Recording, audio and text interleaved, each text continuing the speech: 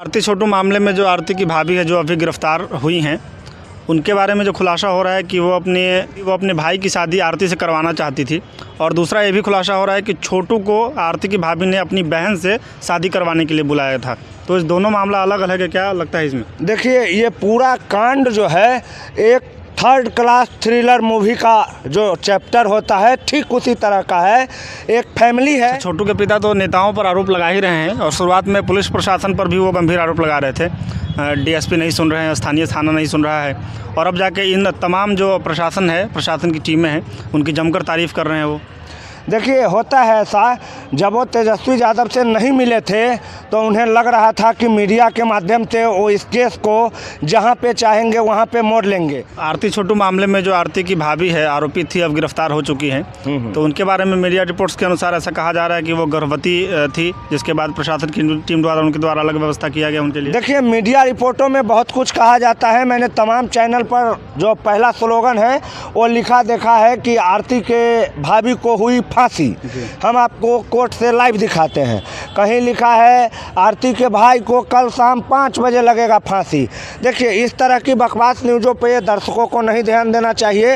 हालांकि मैं देख रहा हूं कि कई लाख व्यूज ऐसे भी जो बिना सिर पैर वाला न्यूज़ है उसका भी है। अभी किसी को इस मामले में फांसी वासी नहीं होने वाली है।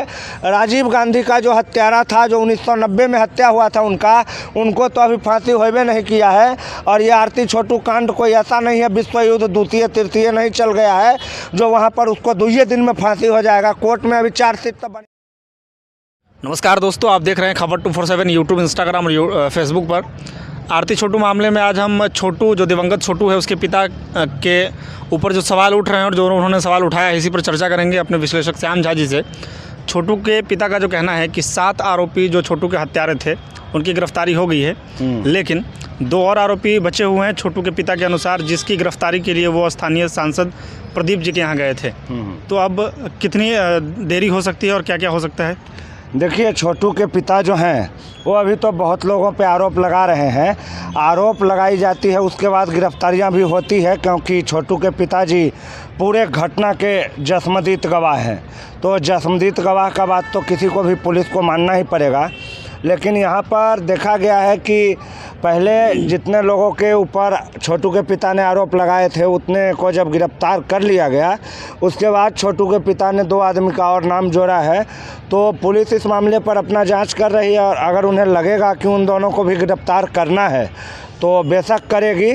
और सांसद के पास जो छोटू के पिता का जाना है वो कहीं ना कहीं मैंने शुरू से ही कह के रखा है कि छोटू और आरती का जो प्रकरण है इसका बड़ी भारी पैमाने पर राजनीतिकरण किया जाएगा।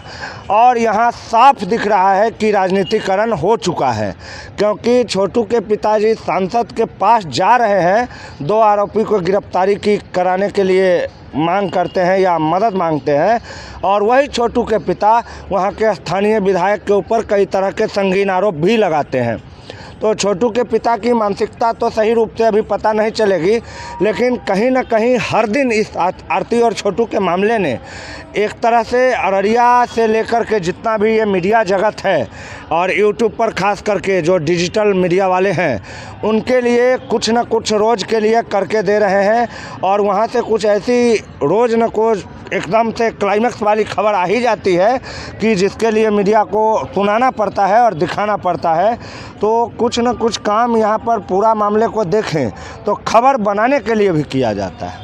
अच्छा, वो सांसद से मिले हैं, लेकिन स्थानीय जो बीजेपी के विधायक है उन पर छोटू के पिता ने काफ़ी संगीन आरोप लगाया है कि अपराधियों को वो शरण दे रहे हैं, उनकी गिरफ्तारी में वो बाधक बने हुए हैं। अब देखिए, इस तरह की आरोप जो लगा रहे हैं छोटू के पिता, तो मान के चलिए वो पूरी तरह से बिहार का जो प्रशासन व्यवस्था है उनके ऊपर एक सवालिया निशान लगा रहे हैं। जिस पुलिस और प्रशासन और एसपी ने आरती और छोटू का जो ये प्रकरण था जिसमें छोटू की हत्या हो गई, उस प्रकरण में छोटू को न्याय दिलाने के लिए तमाम तरह की जो भी कार्रवाई थी वो पुलिस को करनी करनी चाहिए थी उन्होंने किया है। कहीं से पीछे नहीं हटे थे। छोटू के पिता और आरती ने तेजस्वी यादव के पास जाकर के एक तरह से शिकायत कर दी वहाँ के पुलिस की, लेकिन फिर भी वहाँ के पुलिस ने उन बातों को ध्यान नहीं दिया और एसपी ने त्वरित कार्रवाई करते हुए सुपरविजन भी कराए और 2 जो अन्य अपराधी बाहर थे वो सरेंडर करने के लिए भी मजबूर हो गए थे, छापामारी के कारण ही मजबूर हुए थे। तो पुलिस की कार्रवाई वहाँ पर तो चल ही रही थी बराबर, लेकिन छोटू के पिताजी का जो है कह सकते हैं ऐसी स्थिति बन चुकी है कि मन विचलित होते रहता है कि कहाँ करे, क्या करे, नहीं करे, कि किसी तरह से इस मामले में जो आरोपित है उसको सज़ा मिले। अच्छा, छोटू के पिता तो नेताओं पर आरोप लगा ही रहे हैं और शुरुआत में पुलिस प्रशासन पर भी वो गंभीर आरोप लगा रहे थे। डीएसपी नहीं सुन रहे हैं, स्थानीय थाना नहीं सुन रहा है और अब जाके इन तमाम जो प्रशासन की टीमें हैं उनकी जमकर तारीफ़ कर रहे हैं वो।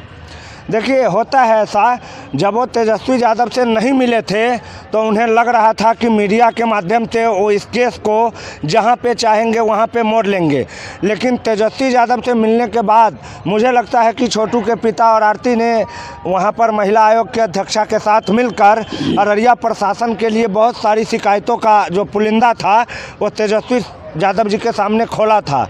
लेकिन जब उन्होंने देखा कि मेरे इतना कहने के बाद भी एसपी और एसएसपी या जो भी प्रशासन के बड़े पदाधिकारी हैं उन पे कोई कार्रवाई नहीं हुई है, तब उनके समझ में आ गया कि मामला जो है वो जांच पड़ताल करके अपने हिसाब से चलती है। हमारे कहने के मुताबिक तुरंत में किसी को फांसी पे नहीं लटकाया जा सकता है और इसी कारण अब वो जो है सो प्रशासन का सपोर्ट कर रहे हैं या करने की बात कर रहे हैं, क्योंकि उन्हें लगता है कहीं ना कहीं दोषी तो हमारे घर में ही है और जब उसकी खोजबीन की जाएगी तो बहुत सारे लोग इस लपेटे में आएंगे। आरती छोटू मामले में जो आरती की भाभी है आरोपी थी, अब गिरफ्तार हो चुकी हैं, तो उनके बारे में मीडिया रिपोर्ट्स के अनुसार ऐसा कहा जा रहा है कि वो गर्भवती थी, जिसके बाद प्रशासन की टीम द्वारा उनके द्वारा अलग व्यवस्था किया गया उनके लिए। देखिए, मीडिया रिपोर्टों में बहुत कुछ कहा जाता है। मैंने तमाम चैनल पर जो पहला स्लोगन है वो लिखा देखा है कि आरती के भाभी को हुई फांसी। हम आपको कोर्ट से लाइव दिखाते हैं। कहीं लिखा है आरती के भाई को कल शाम 5 बजे लगेगा फांसी। देखिए, इस तरह की बकवास न्यूज़ों पर दर्शकों को नहीं ध्यान देना चाहिए। हालांकि मैं देख रहा हूं कि कई लाख व्यूज़ ऐसे भी जो बिना सिर पैर वाला न्यूज़ है उसका भी है। अभी किसी को इस मामले में फांसी वासी नहीं होने वाली है। राजीव गांधी का जो हत्यारा था, जो 1990 में हत्या हुआ था उनको तो अभी फांसी होवे नहीं किया है। और ये आरती छोटू कांड कोई ऐसा नहीं है, विश्व युद्ध द्वितीय तृतीय नहीं चल गया है जो वहाँ पर उसको 2 दिन में फांसी हो जाएगा। कोर्ट में अभी चार्जशीट तो बढ़िया से दाखिल हुआ ही नहीं है। किसी कोर्ट ने किसी को अभी मुजरिम तो घोषित किया ही नहीं, फांसी कहाँ से हो जाएगा। और रही बात आरती के भाभी के प्रेग्नेंट होने की, तो इसकी कोई पुख्ता जानकारी किसी के पास नहीं है कि आरती की भाभी प्रेग्नेंट है और कि नहीं है।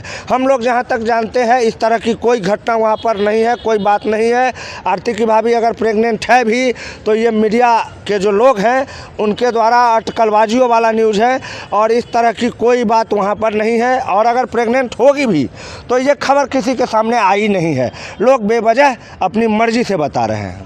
आरती छोटू मामला, पंकज सोनी, चंचला राजू और भी कई प्रेम प्रसंग के बाद अब सबसे प्रचंड मामला जो है वो पूर्वी चंपारण के हरसिद्धि थाना क्षेत्र से आ रहा है, जहां पर मोतिहारी के लड़के को प्रेम प्रसंग में रेलवे ट्रैक पर मारकर फेंक दिया गया था। क्या कहेंगे इस मामले में?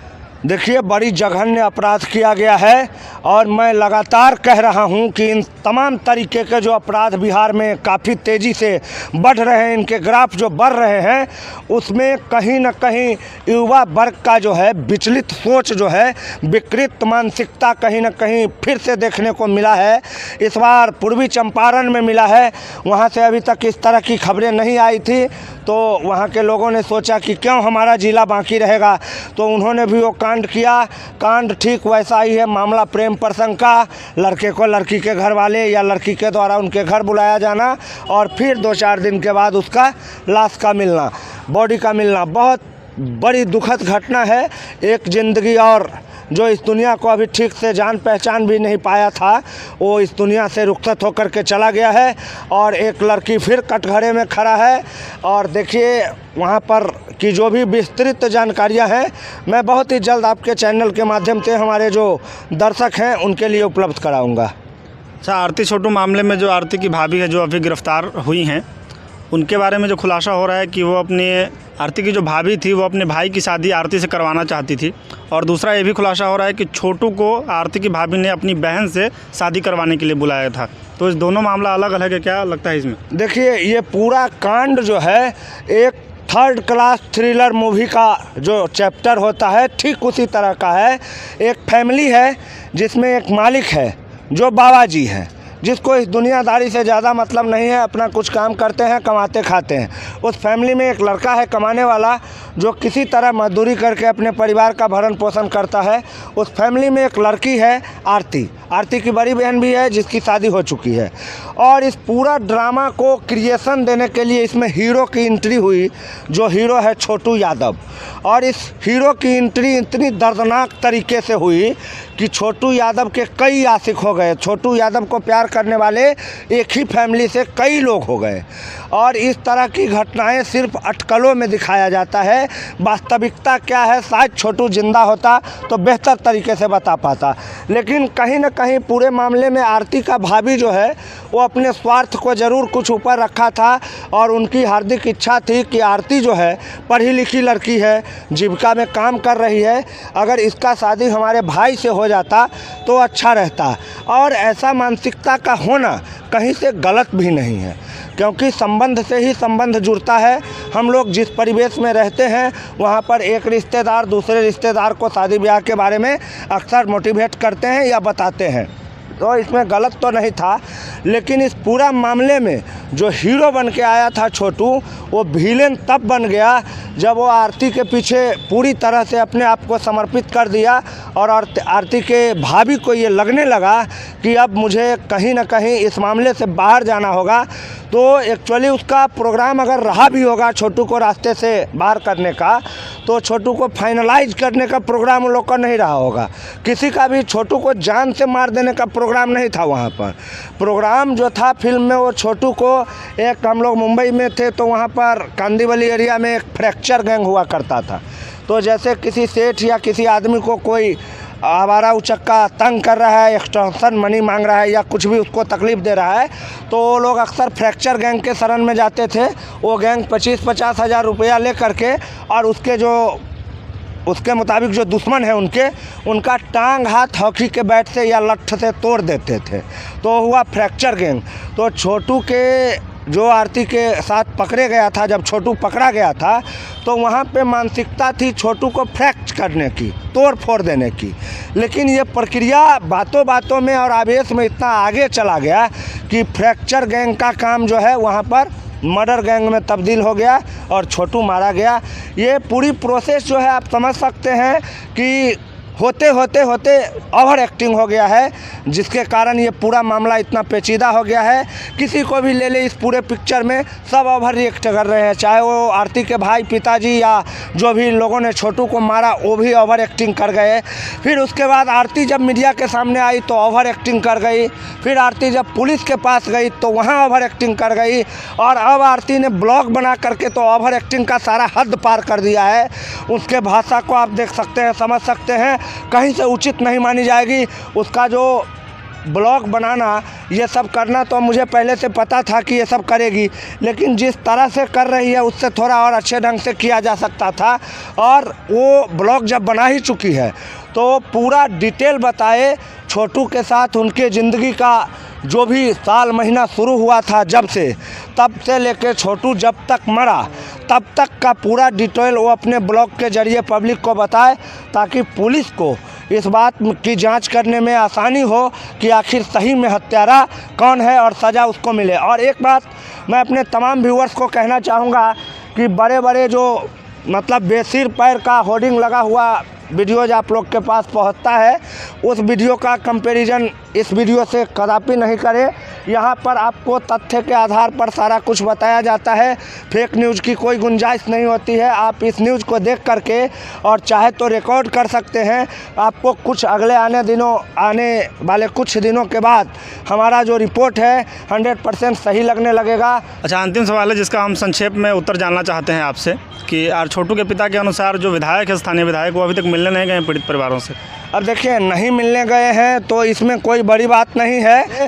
तो कोई कारगिल में मैदान में युद्ध जीत के नहीं आया है कि उसके घर सब विधायक सांसद तिरंगा लेके चढ़ाने जाएगा, समझ गए। छोटू कोई बड़ा राजधर्म निभाते हुए शहीद नहीं हो गया है कि उसके घर पर एरिया का तमाम विधायक और एमपी चाहे मोदी जी आएंगे शौर्यवीर चक्र लेकर सम्मानित करेंगे। उसका वो जो स्थल होता है जहाँ पर जलाया जाता है, उस स्थल पर, पुण्य स्थल पर जाकर के शौर्यवीर समर्पित करने वाले नहीं है। ये हत्या होना एक अपराध है, मैं समझ सकता हूँ, लेकिन जिस काम के लिए हत्या हुई है भारतीय कानून के मुताबिक वो भी एक अपराधी था। और इस मामले में ज़्यादा कुछ नहीं बिगड़ पाएगा। ये मामला उतना नहीं है संजीदा कि विधायक और एमपी सब जाकर के वहाँ पर रोए गिड़गिड़ाए। धन्यवाद आप सभी दर्शकों का। श्याम जी, आपका भी बहुत बहुत धन्यवाद। जय हिंद।